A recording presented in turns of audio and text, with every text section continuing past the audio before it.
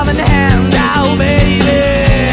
I'm begging you to put your loving hand out, darling. Assalamualaikum and selamat sejahtera to all. I am Siti Nurhani binti Zulkifli from class JPA 2404B and I'm going to explain about consumer credit. So first, what is consumer credit? Consumer credit allows people to borrow money or take on debt and pay it back over time. Consumers using credit can buy products or assets without having to pay cash at the time of purchase. In consumer credit, there are two types, which first is open credit and second is loan. Let's talk about open credit. Open credit is divided to four types, which are credit cards, charge cards, retail charge credit, and overdraft. Before we lost the track, what is the definition of open credit? Open-end credit is a pre-approved loan between a financial institution and borrower that may be used repeatedly up to a certain limit and can subsequently be paid back prior to payments coming due. Okay, let's move to loan. What is loan and why do we need to know about loan? First, let me share the definition of loan.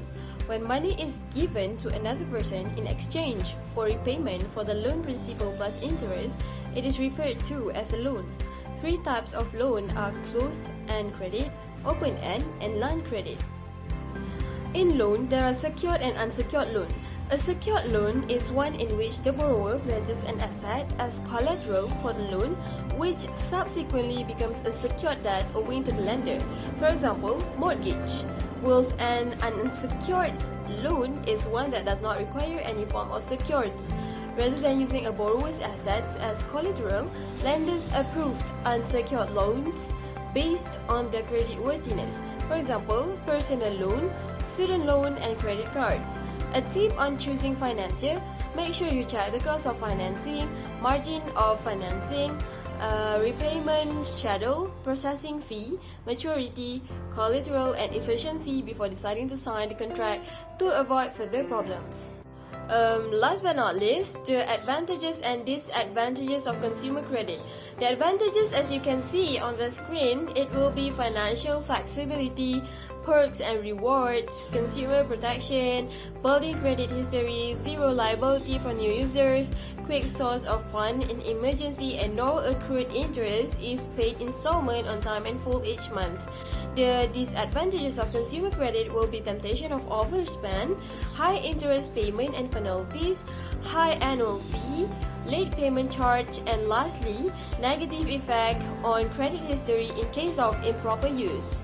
Bismillahirrahmanirrahim. Assalamualaikum warahmatullahi wabarakatuh. My name is Amira Shakila Azman and I am in charge of presenting and investment planning. So, first thing first, what is investment? Investment is an action where we invest money with the hopes of receiving a favorable financial return, while investment planning is a crucial component of long-term financial planning. By establishing the amount to be invested and the period of the investment, effective planning will assist the investor in achieving their financial goals. There are some benefits that we can gain from investing, which are inflationary outflows, put our money to good use, minimize our taxable income, to plan for a healthy future retirement, possessing additional financial resources, and lastly, to achieve financial objectives such as purchasing a home or vehicle. Before we invest, we need to consider some factors that might affect our investment later, such as the risk and returns, coverage of risk, finance is accessible, development of the economy, and lastly, the quantity of interest rates. Next, let's move on to some types of investment that we can do, which are stocks, bonds, saving accounts, vehicle investment, exchange traded funds, residential investment, or fixed deposit. So stock or shares is the most well-known and straightforward investing option when we purchase shares. When we purchase shares, we are essentially buying an ownership stake in a publicly traded company. If the stock price rises, we will gain benefits, but if the stock falls, we will lose our money. Next is saving account. A saving account is a deposit account that pay interest and kept with a bank or other financial organization. Despite the fact that this account generally offer a low interest rate, their safety and stability make them an excellent choice for storing funds for short-term purpose. Residential investment represent the amount of money that we spend on building or purchasing new homes or flats for the purpose of living or renting out to the others. Finally, yet the most important things in this investment planning is the investment risk. If we see the pyramid diagram here, we have three categories of risk, which is from the bottom, the low risk investment or the base of the pyramid. Next is in the middle portion, or we call the moderate risk investment, and at the top of the pyramid, the summit or the high risk investment. The strongest part of the pyramid is the base, which is support everything above it. This category should include investment with minimal risk and predictable returns. It is the most extensive and contains the majority of the asset. For example, government and corporate bonds. Next is moderate risk investment, the middle portion of the pyramid. This category should contain medium risk asset that provide a consistent return while yet allowing for capital growth. This investment should be generally secure while being riskier than the asset that make up the basis. For example, index fund and real estate. High risk investment or the summit as the final point. This is the smallest portion of the pyramid diagram and should only include money you may lose without significant consequence. Furthermore, money in the top should be relatively disposable, so you don't have to sell hastily off if capital loses occur. For example, peer-to-peer lending and cryptocurrency. So, this is all from me. I will pass it on to the next presenter. Assalamualaikum and hi, my name is Nur Nabila Huda binti Umrumah. I would like to explain about retirement planning. Retirement planning is the process of determine retirement income goals and the action and decision necessary to achieve those goals. In other way, planning our finance, which are the sources of income and expenses for the period of life after we stop working. It includes identify sources of income, expenses and managing assets. Next, the stage of retirement planning. The first is young adulthood, age 21 to 35, second early midlife, age 36 to 50, and third later midlife, age 50 to 65. Next, the factor impacted to retirement planning. First, unexpected job loss, especially during this pandemic COVID-19.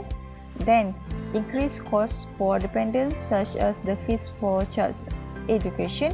And last, unexpected medical expenses for individuals or families such as critical ill or accident. After we know the factor, I continue to the key of retirement planning steps.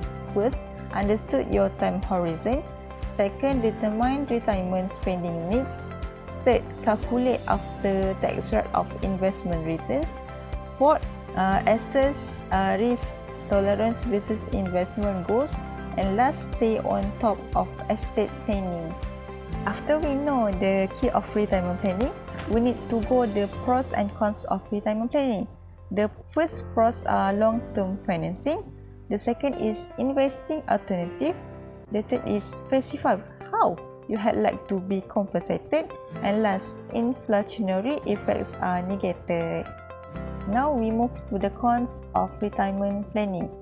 So the first one is big returns for high risk. The second is difficulty in anticipating future requirements, and it is the best for the first time investor. Now we move to the last part of retirement planning, is importance. Retirement planning can ensure the saving funds are sufficient to live comfortably in retirement years. Retirement planning also are required to achieve future goals such as buying a house and supporting a child's education. Besides, to provide financial protection for spouse and children after retirement. Thank you, and I will pass to the next presenter. Assalamualaikum, my name is Nurul Jafrana binti Muhammad Zaini and I'm going to present about estate planning. Firstly, estate planning is the preparation of activity to manage an individual asset base in the case of incapacity or death. Example of estate is savings account, unit trust such as tabung haji, ASB and insurance, house or land, valuable assets such as jewelry. Why estate plan is important is because an estate plan protect beneficiary, protect young children, spares a big take by and eliminate family messes. Estate administration is the process of organizing and managing the assets, settling any debts, and distributing the remaining assets to a legal heirs. Division between testate and intestate estate. A testate estate means that the deceased person left a will which disposed of his or her property. An intestate estate means that the deceased person did not leave a will and the probate court will determine the distribution of his or her property to heirs according to a property statute. Next, Islamic estate planning. For Muslim, estate planning is dividing property and property through will or hibah and faraid in line with Sharia and its precept. Faraid is a concept in Islamic law which determines the division of the property of the deceased to the heirs in the person mentioned in Al-Quran. Will is a document where a person stated his intention as to how his estate is to be administered and distributed after his death. Requirement of valid will must be in writing, signed, at least 2 or more witnesses, sound mind, and not be under the age of majority. Who can make will? Anyone who owns property, whether it is personal property such as jewelry or real property such as house. According to Faraid, only 1/3 of the whole estate may be given away to the beneficiary and the balance must be distributed in accordance with the Faraid. Faraid is a sign dealing with the law pertaining to the devotional act based on Sharia in respect of the will of a person after the certainty of his or her death. And this is the estate distribution in Faraid. Wasiat is very similar to the writing of the conventional will. The main objective is to reduce probationary time and make the distribution more effective. Hibah refers to a contract that requires the grant of title property to another person for life without return, or in other words, is a gift to another person or party immediately transferring both legal title and ownership of the subject of the gift. Wakaf is an irrevocable dedication or gift given expressly in charity for the aim to gaining merit in the eyes of Allah. There are 2 forms of wakaf, which is direct wakaf and conditional wakaf. Islamic trust, known as living trust, it is creditors' proof and beneficiaries' rights are protected and secure. Harta sempencarian refer to a Muslim married couple in which throughout their life both parties have contributed either directly or indirectly to the acquisition of the property.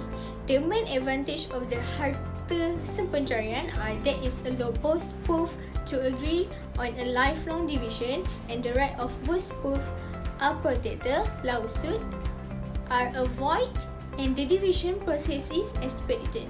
And this is the differences between faraid, wasiat and hibah. Assalamualaikum warahmatullahi wabarakatuh. My name is Muhammad Syaril Hafiz bin Muhammad Syazali. Now I am going to present about future financial challenges. Okay, the definition of future financial challenges is a situation that need to be faced due to the limited cash flow in reaching financial goal. There are 5 financial challenges that I have listed. The first one is rent is keep increasing year by year due to a lot of demand. It also because of the increasing cost of living. The second point is we may have a lot of debt such as student loan and personal loan. Too much debt also can make someone not easier to buy a house. Okay, the third point is we do not have an emergency fund. This can really affect someone when unexpected natural disaster happen, such as flash flood or earthquake. This fund also can be used during retirement period. The fourth one is limited cash flow. Basically, it happened when someone receive a low salary and at the same time, it have a lot of commitment. Lastly, spending habit. We need to avoid overspending in buying goods and only buy necessitative item only. Next, how to overcome financial challenges. First, we need to find side earning to get extra money by doing part-time jobs. Second, we can invest our money to increase liquidity. For an example, we can get dividend by investing our money in Bursa Malaysia. The third one is we can take health insurance as our financial protection against medical costs. The fourth one is we need to saving for emergency due to unexpected expenses in the future. The last one is we need to budget in expenses, buying important things only. Okay, next, advantages financial planning. Okay, the first advantages is we can get better standard of living. The second one is we can be prepared. The third one is we can easy to make decision. The last one is we can optimum uses of resources.